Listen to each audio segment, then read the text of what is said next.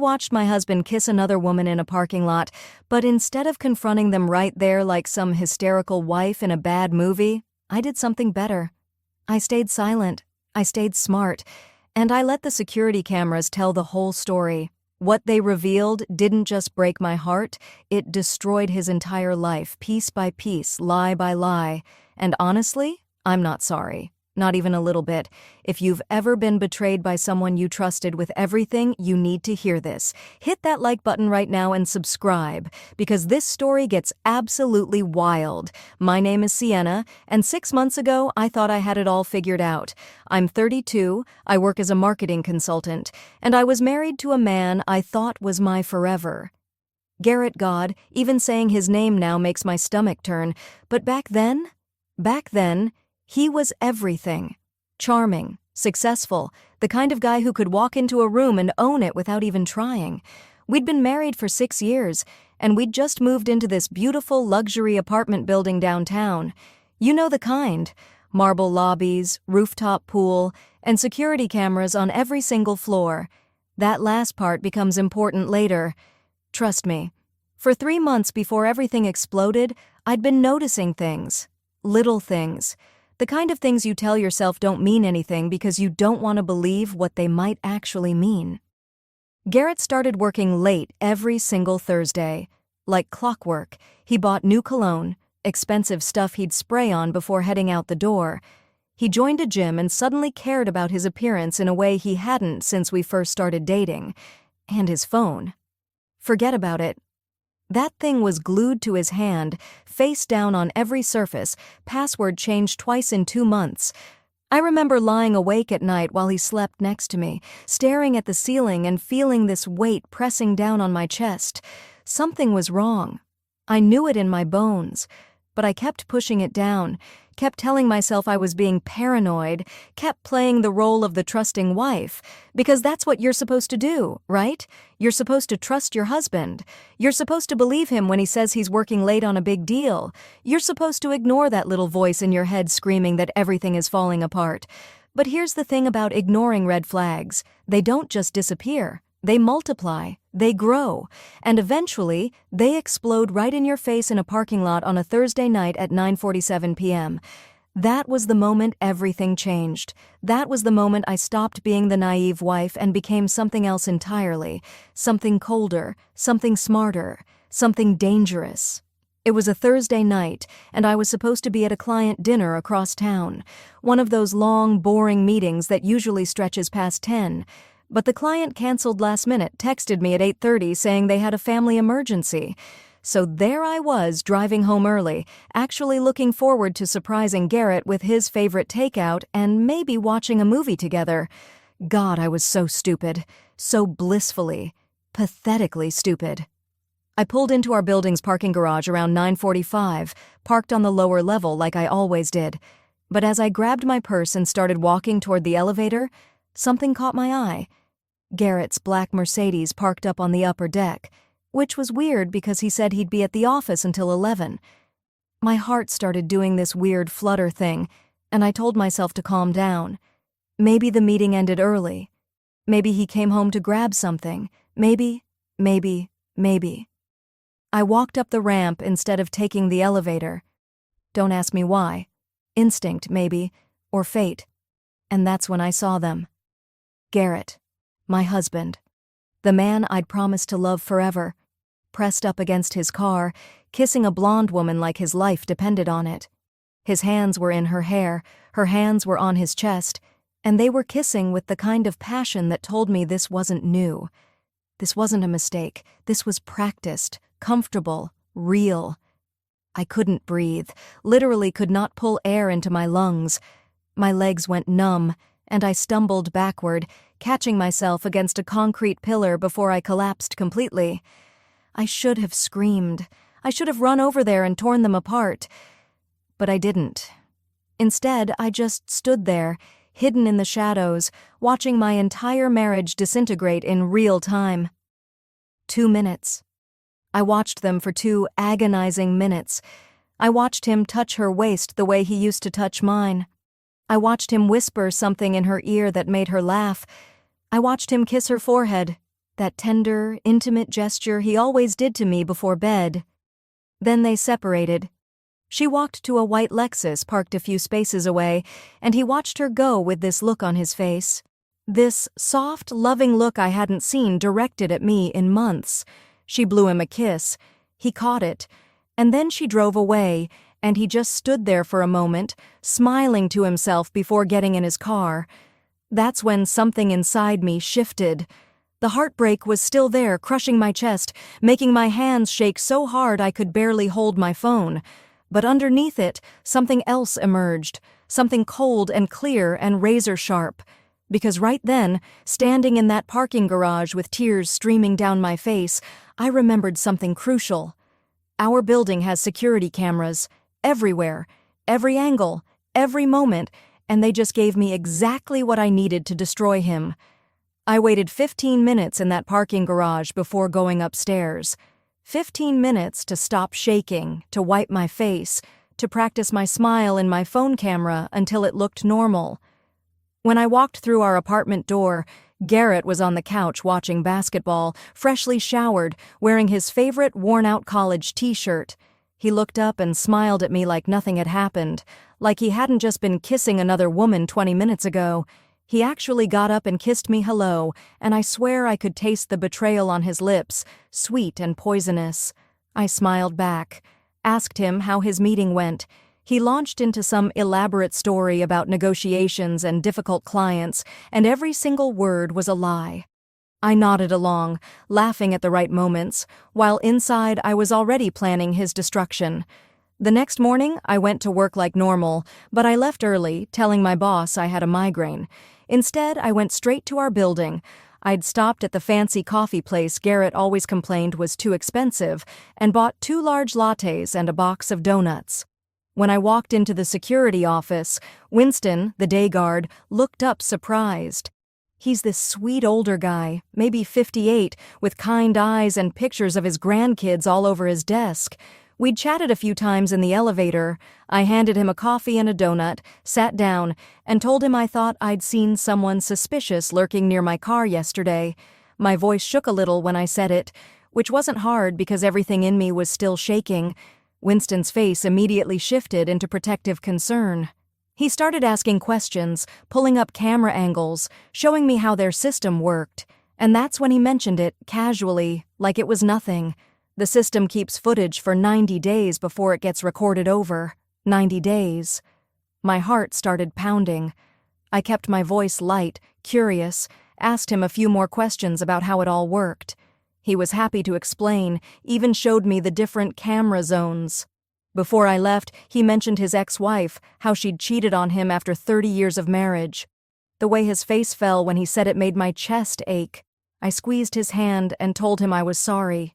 He squeezed back and told me if I ever needed anything, anything at all, he was here. That night, I couldn't sleep. I waited until Garrett started snoring beside me. Then I grabbed my laptop and locked myself in the bathroom. I needed to know who she was. I pulled up every photo I'd taken of the parking lot on my phone, zoomed in on her license plate until the numbers came clear. Then I texted my friend Renee, who works at the DMV, called in a favor I'd been saving. By 3 a.m, I had a name, Brooke Fletcher. And when I searched her on social media, my entire world tilted sideways. Brooke Fletcher, Garrett's college girlfriend, the one he told me was just a friend, ancient history, someone who meant absolutely nothing to him. I scrolled through her Instagram with trembling hands, and there she was, blonde, beautiful, posting inspirational quotes about second chances and new beginnings. Her profile said recently divorced, and when I went back through her timeline, I found it. 6 months ago, she'd started liking every single old photo Garrett had ever posted. Every single one. She was commenting on his stories. He was liking her posts back. This wasn't some random affair. This was calculated, planned. They'd been rebuilding something while I was busy trusting my husband. I sat on that bathroom floor until sunrise, digging deeper. Her Facebook showed vacation photos from 3 weeks ago. Beach sunset, expensive resort. The same weekend, Garrett told me he had a work conference in Miami. I checked our credit card statements, something I rarely did because I trusted him with our finances. God, that word. Trusted. It tastes like poison now. And there it was. Line after line of lies. Hotel charges on Thursdays, dinner reservations at restaurants we'd never been to together, a jewelry purchase for $3,500 last month. I never got any jewelry, but I bet Brooke did. The next night, I went back to the building at midnight when Juno was working. She's the overnight security guard, this sharp 26-year-old who's always got crime podcasts playing in the office. I'd brought her favorite energy drink and these cookies from the bakery she'd mentioned once in passing.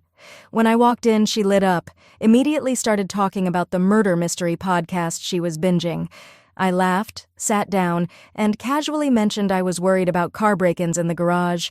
She got this excited gleam in her eye like I'd just handed her a case to solve. Juno pulled up the security footage system, showing me everything with the enthusiasm of someone who'd been dying to share this with anybody, and that's when I saw it. My husband, meeting that woman, every single Thursday night for 3 months. 3 months of parking lot meetings, 3 months of kissing against his car, 3 months of them sitting in his back seat for hours. I watched weeks of footage and fast-forward while Juno made coffee, and each clip was a knife twisting deeper into my chest. But I kept my face neutral, kept asking casual questions, kept playing the concerned resident worried about safety. Before I left, I asked Juno if there was any way to save footage. Just in case I needed to file a police report about the suspicious activity. She didn't even hesitate. Handed me 2 USB drives, told me she'd load up everything from the past 90 days, told me to come back tomorrow night. She squeezed my shoulder and said, "Women have to look out for each other."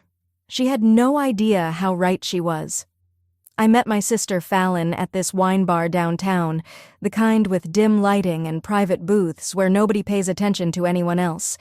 I needed that privacy because the moment I sat down, I broke. 3 days of holding it together, of pretending everything was fine, of sleeping next to a man who was destroying me, and it all came crashing out.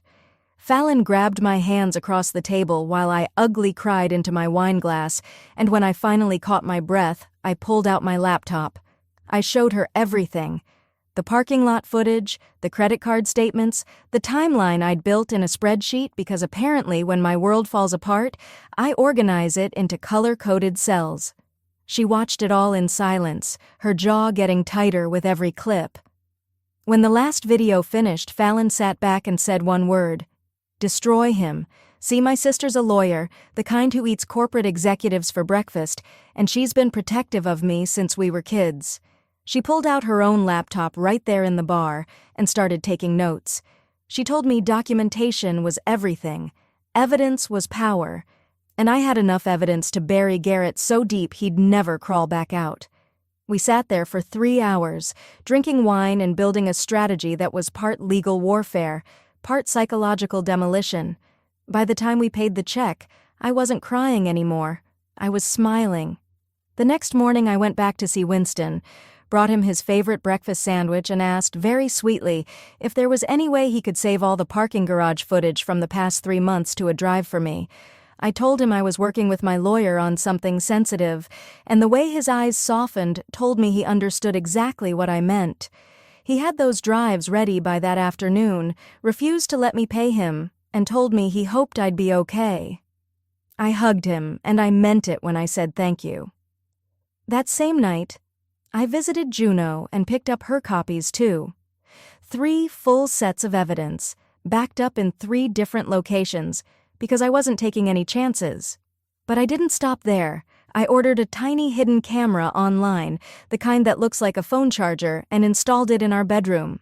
If Garrett was bold enough to bring her to our home, I wanted that recorded too. Every angle covered, every lie documented, no escape routes. Then I did the hardest thing. I went home and I was the perfect wife. I laughed at Garrett's jokes.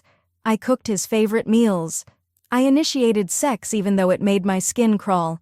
Because I needed him comfortable. I needed him to think he'd gotten away with it. And when Thursday rolled around again, when he kissed me goodbye and told me he had another late meeting, I smiled and told him I was spending the night at Fallon's. He looked so relieved, so eager. It made me sick. but it also made me ready. I checked into a hotel directly across from our building, got a room with a perfect view of the parking garage. I sat by that window with a bottle of wine and my phone, watching and waiting like some kind of detective in a noir film. At 8:43, Brooke's white Lexus pulled into the garage. My heart started hammering so hard I thought I might be sick. 8:51, Garrett's Mercedes rolled in right behind her. I watched them embrace in the parking lot, not even bothering to hide anymore, kissing like teenagers who just discovered what passion was. Then they walked toward the elevators together, and I knew. I knew exactly where they were going. I pulled up the security app on my phone. Juno had given me temporary access, bless her true crime-obsessed heart. I watched them enter the lobby, watched them step into the elevator, watched the numbers climb to our floor. Then I switched to the hallway camera and watched my husband unlock our apartment door and bring another woman into our home, into our space, our bed. I sat in that hotel room for 2 hours, drinking wine that tasted like gasoline, crying until I had no tears left, screaming into pillows so the neighboring rooms wouldn't hear. I looked at our wedding photos on my phone, remembered the vows he'd made, remembered believing every single word. The girl in those photos seemed like a stranger now, someone naive and trusting and dead. At 11:30, I texted Fallon one word, "Now." Then I texted Winston, told him I might need help tonight, told him which apartment was mine. He responded immediately, "On my way up." I left that hotel room, walked across the street, rode the elevator up to my floor with my heart pounding in my ears. I unlocked our apartment door so quietly, stepped into the living room, and there it was. Evidence of her everywhere. 2 wine glasses on the coffee table, her purse on my couch, her shoes by the door. The bedroom door was closed, soft light glowing underneath. I didn't hesitate. I threw that door open and there they were. Garrett and Brooke scrambling in my bed, grabbing sheets, their faces frozen in absolute horror. Garrett's mouth opened and closed like a fish drowning in air. Brooke made this small, gasping sound, and I just stood there in the doorway, perfectly calm, perfectly still, and said 2 words. "Don't move." Garrett found his voice first, stumbling over excuses, telling me it wasn't what it looked like, reaching for his pants. I held up one hand and told him to shut his mouth. Then I pulled out my phone, connected it to our bedroom TV via the app we used for movie nights, and pressed play. The parking lot footage filled the screen. 3 months of Thursdays. 3 months of them kissing, touching, laughing together.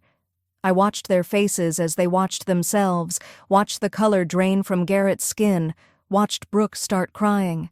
Garrett tried to grab my phone, actually lunged for it like that would somehow erase what he'd done, and something in me just snapped. I slapped him across the face so hard my palm stung, so hard his head whipped to the side. The sound echoed in our bedroom like a gunshot. "Don't you dare touch me!" I screamed, and my voice didn't even sound like mine anymore. It was raw and broken and furious. Brooke tried to get out of bed, tried to grab her clothes and run, but I blocked the doorway. "You wanted him," I said, my voice shaking. "You can have him. But first, let me show you something else." I pulled up our credit card statements on the TV, every hotel charge, every dinner, every lie itemized in black and white. The $3,500 necklace. "Did it look pretty on you, Brooke?" I asked. "Did he tell you that you were special when he gave it to you?" She was crying harder now, mascara running down her face, and Garrett was yelling, trying to justify, trying to explain. 6 years, I screamed back at him. 6 years of marriage and you threw it away for her? For this? He tried to tell me they never stopped loving each other, that it just happened, and I laughed. Actually laughed, this horrible broken sound that made them both flinch. Then I told them what I'd really done. Told them I'd already sent everything to their families. Both sets of parents received the footage an hour ago. Their friends, his business partners, the ones who built their company on trust and reputation. I watched Garrett's face transform from defensive to absolutely destroyed.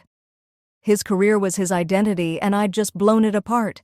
He started yelling, telling me I was crazy, that I'd ruined his life. "You ruined your own life," I said. "I just made sure everyone knew about it." That's when he lost it completely, charged at me, shoved me against the wall so hard my head cracked against the plaster. Brooke screamed, and the bedroom door burst open. Winston rushed in with 2 police officers I didn't even know he'd called. They pulled Garrett off me, slammed him against the floor while he fought and cursed. The hidden camera in our bedroom caught everything, every shove, every threat, every moment of his violence. Brooke was hysterical, trying to get dressed, trying to leave, and one of the officers stopped her, took her statement while she sobbed about how this wasn't supposed to happen, how they were in love, how I was ruining everything. I stood there with Winston's arm around my shoulders, watching the police handcuff my husband, watching them read him his rights for assault. Watching Brooke flee our apartment in yesterday's dress, her hair a mess, her life about to implode just like mine had. And for the first time in days, I could finally breathe. The restraining order came through that same night. Garrett spent 2 days in jail before his parents bailed him out, and even then, they wouldn't look at him. His mother called me crying, apologizing for raising a man who could do this. Within a week, everything I'd sent out had spread like wildfire. His real estate firm held an emergency meeting and fired him. Morality clause, they called it, reputation damage. His biggest client, a $2 million commercial development deal, pulled out completely after the senior partner saw the parking lot footage. Garrett had built his entire career on being trustworthy, the family man who understood what his clients wanted. Now everyone knew exactly who he really was. The apartment lease was in my name, something we'd done for tax reasons that now felt like destiny. I changed the locks the day after he was arrested, boxed up his clothes, his toiletries, everything that reminded me of him, and left it in the building's storage unit. Our home became mine alone, and I spent weeks repainting walls, rearranging furniture, erasing every trace of him until I could breathe in my own space again. Brooke's karma came swift and brutal. Her ex-husband, the one she'd just divorced, saw the footage when it made its way through their mutual friends. He immediately filed to modify their custody agreement, and the judge was not sympathetic to a mother caught on camera having an affair in someone else's marital bed. She went from primary custody of their daughter to supervised visitation. Then her job found out. She taught at a prestigious private school, the kind with strict moral codes for their faculty. They asked her to resign quietly or face termination. She resigned. And the beautiful irony? Brooke tried to lean on Garrett after everything fell apart. Called him, texted him, showed up at his new studio apartment across town. He ghosted her completely, blocked her number, pretended she didn't exist. The man she'd destroyed her life for wanted nothing to do with her anymore. When I heard that from Winston, who heard it from Juno, who apparently has sources everywhere, I smiled for the first time in weeks. 1 month after that Thursday night, I saw Garrett's bankruptcy filing online, legal fees from the assault case, losing his income, the divorce settlement that left him with almost nothing because of his documented infidelity. He'd gone from a luxury lifestyle to working retail at an electronics store, living in a place smaller than our old bedroom. The divorce was finalized 3 months after I caught them. My lawyer, with Fallon's help, made sure I got everything I deserved. The settlement was significant, especially with all that documented infidelity and the assault charge. I kept the apartment, got a chunk of what was left of our savings, and walked away with my dignity intact. Garrett tried to contact me a few times during the process, emails full of apologies and excuses and attempts to negotiate a better deal. I never responded. Fallon handled everything, and every time his name appeared in my inbox, I felt nothing. That was the strangest part. Not anger anymore, not even satisfaction, just absolute nothing. I started therapy the week after the confrontation, found this amazing woman who specialized in betrayal trauma, and for the first time in months, I let myself actually feel everything I'd been pushing down. The grief, the rage, the humiliation of being the wife who didn't know. I cried on that therapy couch more than I'd cried in my entire life. But slowly, week by week, session by session, something shifted. I wasn't just surviving anymore. I was actually healing. I reconnected with friends I'd let slip away during my marriage, friends who Garrett had always found excuses to avoid. Girls' nights became regular again. I took a pottery class because I'd always wanted to, and Garrett thought it was silly. I traveled alone for the first time, spent a week in Portugal just walking through cobblestone streets and eating pastries and remembering who I was before I became someone's wife. And gradually, the weight I'd been carrying for months started to lift. 6 months after that Thursday night, I was sitting in my favorite cafe, the one with the big windows and the best cappuccinos in the city, working on a new marketing campaign for a client. I glanced up and saw him. Garrett walking down the street across from the cafe, wearing a cheap jacket I'd never seen before, looking 10 years older than he was. He was alone, shoulders hunched, staring at his phone with this defeated expression that might have made me feel something once. I watched him for maybe 30 seconds, waited for the anger to come, the hurt, something. But there was nothing. Just a strange sense of distance, like watching a character in a movie I'd seen years ago and barely remembered. He didn't see me, just kept walking, fading into the crowd of strangers, and I realized something profound sitting there with my coffee going cold. Indifference was the real victory, not the revenge, not the evidence, not watching his life fall apart. It was this moment right here, where the man who once meant everything to me now meant absolutely nothing. I turned back to my laptop and kept working, and I didn't look up again. So here's what I learned from all of this, and I hope you're listening because it took me destroying my entire life to figure it out. They say revenge is a dish best served cold, and maybe that's true. But the real truth? The best revenge isn't what you do to them, it's what you do for yourself. It's refusing to let their betrayal define you. It's taking all that evidence, all that pain, and using it to build a life so much better than the one they destroyed. Trust your gut. I'm serious. If something feels wrong, it probably is. Those red flags I ignored for months. They were all there, waving frantically, and I just kept pretending I didn't see them because acknowledging them meant admitting my marriage was a lie. Don't do what I did. Don't wait until you're watching your husband kiss someone else in a parking lot. Listen to that voice in your head that knows the truth before you're ready to accept it, and document everything. I know it sounds cold and calculated, but that evidence saved me. It gave me power when I felt powerless. It protected me when he became violent. It ensured I walked away from that marriage with my dignity and my future intact. Without those security cameras, without those credit card statements, without all those receipts, it would have been his word against mine. And men like Garrett are very good at making themselves look innocent. But here's the most important thing. The thing I wish someone had told me when I was sitting in that parking garage with my world falling apart. Betrayal breaks you, yes. It shatters you into pieces you didn't even know existed. But rebuilding yourself? That's where you discover you were always stronger than the person who hurt you.